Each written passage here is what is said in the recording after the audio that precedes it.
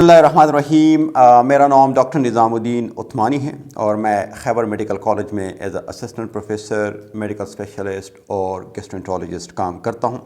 और आज मैं अपने टॉपिक से हट के, अगरचे इसका भी सेहत के साथ बहुत गहरा ताल्लुक़ है, लेकिन आज हम रूटीन टॉपिक से हट के एनवायरमेंटल चेंजेस के बारे में बात करेंगे कि पाकिस्तान में क्या हो रहा है और मुस्तक़बिल में इसकी क्या असरात हम पे और हमारे आने वाले नस्लों पे हो सकते हैं। दोस्तों, पिछले 76 सालों में अगर हम ये 15 साल निकालें तो इससे पहले जो 60 साल थे उसमें पाकिस्तान का टेम्परेचर सिर्फ 3 डिग्री बढ़ गया था।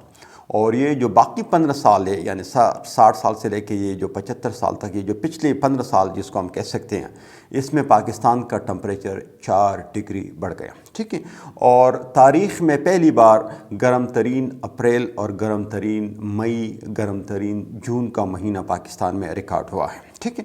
लोगों के काफ़ी चीखें भी निकल गई हैं, लोगों के बिल्स भी ज़्यादा आ रहे हैं।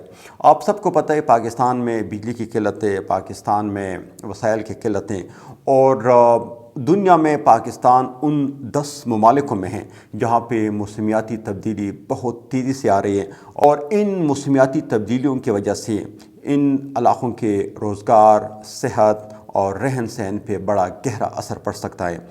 इसका मेन वजह क्या है? इसका मेन वजह यह है कि एक तो हम दरख्त और लगाते नहीं हैं, और दूसरी बात है कि जितनी भी दरख्तों की कटाई है वो इस मुल्क में जारी हैं। इसमें माफियाज इन्वॉल्व है, वो दरख्त काट रहे हैं। ये सिर्फ दरख्त ही नहीं काट रहे हैं, अगर मैं सच बताऊं तो ये हमारे बच्चों की जो ऑक्सीजन सप्लाई है वो काट रहे हैं, और ये हमारे लिए मुस्तकबिल में बहुत सारे मसाइल पैदा कर सकते हैं।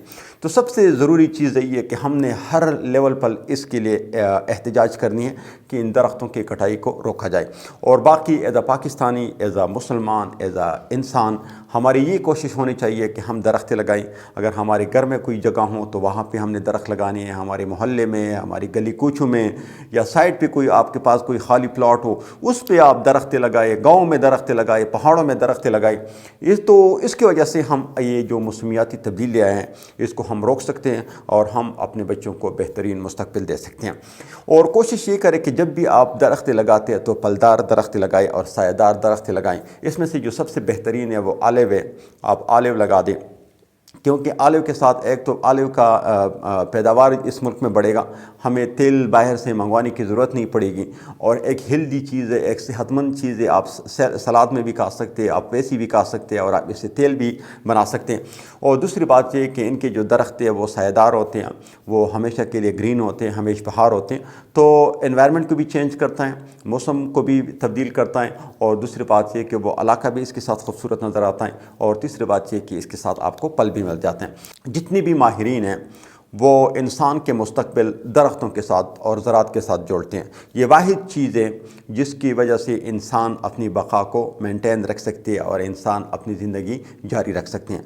तो आप दरख्त लगाएं और कोशिश करें कि फलदार दरख्त लगाएं। और ये जो मौसमियाती तब्दीलियाँ जो कि हमारे ऊपर बहुत बड़ी मुसीबत आने वाली हैं, इससे हमें चाहिए कि हम इस इलाक़े को बचा सकें और हम अपने बच्चों को बेहतर मुस्तकबिल दे सकें।